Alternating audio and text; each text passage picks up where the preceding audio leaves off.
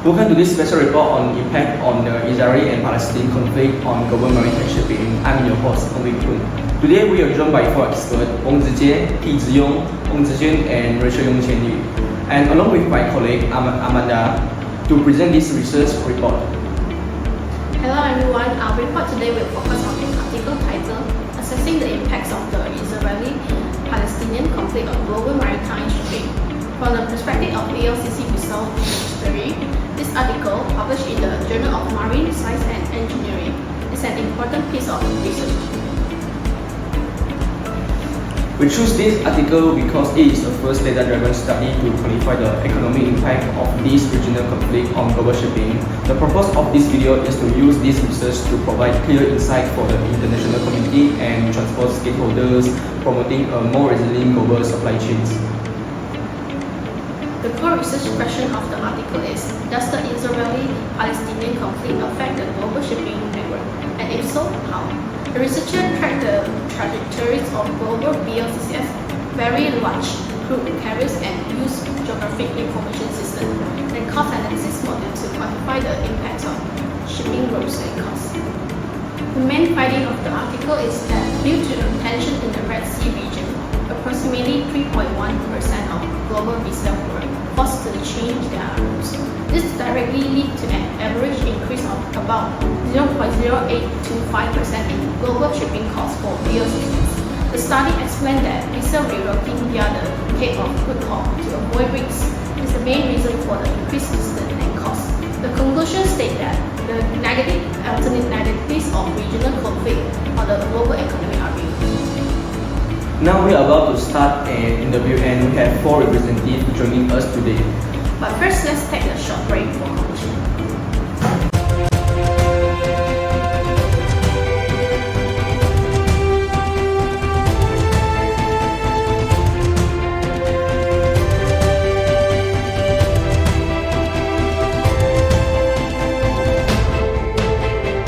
Right now, let's welcome for our four experts.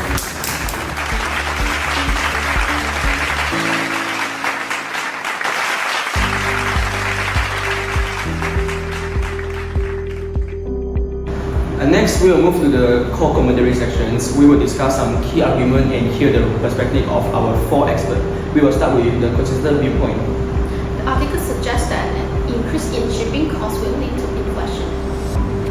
Representative P, do you agree with this? Can you elaborate on how you think the inflationary impact will be passed on to ordinary people?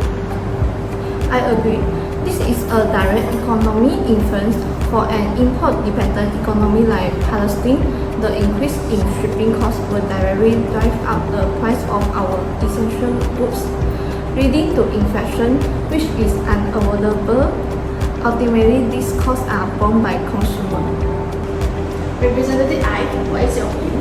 Do you also agree with this point? And do you believe that inflationary impact is global?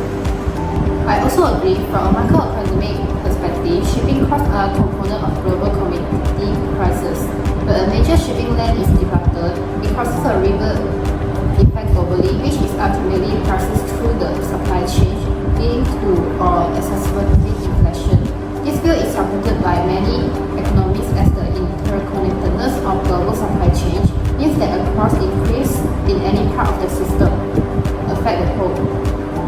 Now let's look at some inconsistent viewpoints which highlight different perspectives on the same issue.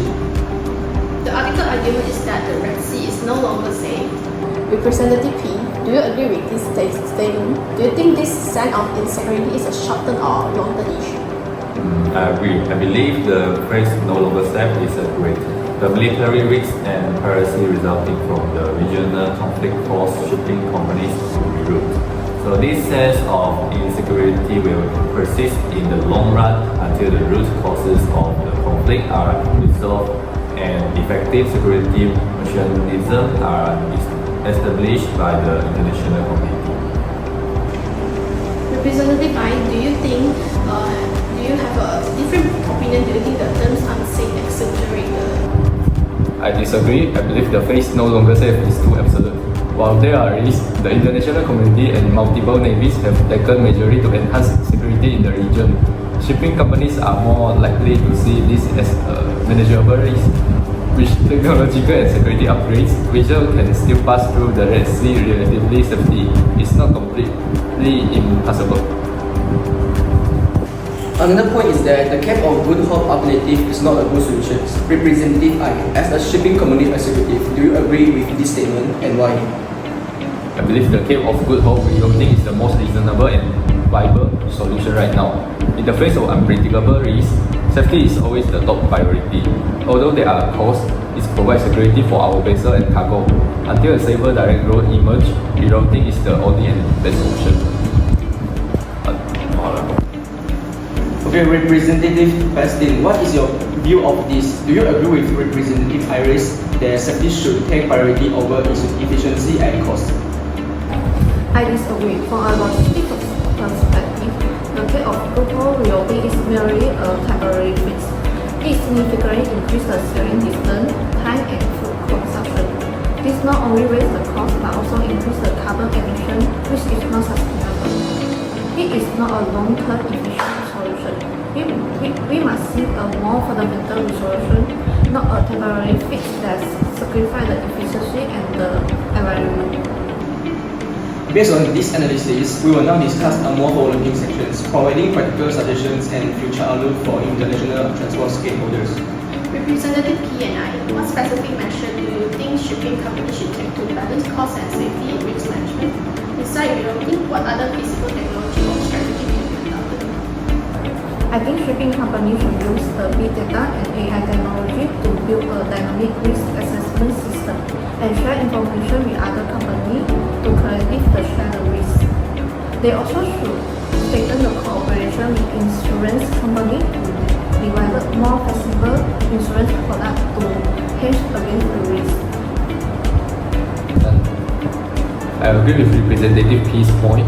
Besides technology, shipping companies should also build closer cooperation with governments to ensure they can receive timely information and assistance during a crisis. Internally, shipping companies should establish a risk management team of experts to monitor and assess the situation in real time. Okay, Representative P and I, let's talk about the futures. Will this crisis accelerate the global shipping industry transitions to more eco-friendly, efficient alternative fuel or promote investment in the land transport corridors? I believe it will. The Red Sea crisis had made us realize that over-reliance on traditional shipping routes carries huge risks. In the future, we may see more investment flowing into land transport corridors, such as rail networks connecting the Middle East and Europe. At the same time, to reduce fuel costs, the shipping industry will increase R&D investment in green and alternative fuel technology to improve energy efficiency. I agree with Representative P. This crisis has exposed the fragility of global supply chain and may prompt companies and countries to reconfigure their supply chain in the future, which is a long-term process. Land transport and new port development will receive more attention and investment. Final question, Representative P and I, please provide some potential research topic for future research. What other areas in this field are worth exploring in depth? I think future research will focus on how to quantify the long-term impact of geopolitical risk on the shipping industry and how to design a more resilient and equitable global supply chain model. I suggest research topic including how to use blockchain technology to enhance the transparency and security of the supply chain, and how to evaluate and invest in the flexibility and economic benefit of alternative transport corridors like land routes. Thank you to our experts for your wonderful discussions. Today, starting from a single research report, we not only delve into profound impact on the Israel-Palestine conflict on global shipping, but more importantly, provided valuable insight and forward-looking thought. And this conflict reminds us that the global economy is a tightly interconnected whole. Stability in one region is vital for trade and prosperity of the entire world. We hope our report can provide some inspirations to international transport stakeholders and point the way for the future researchers. And thank you for all your watching.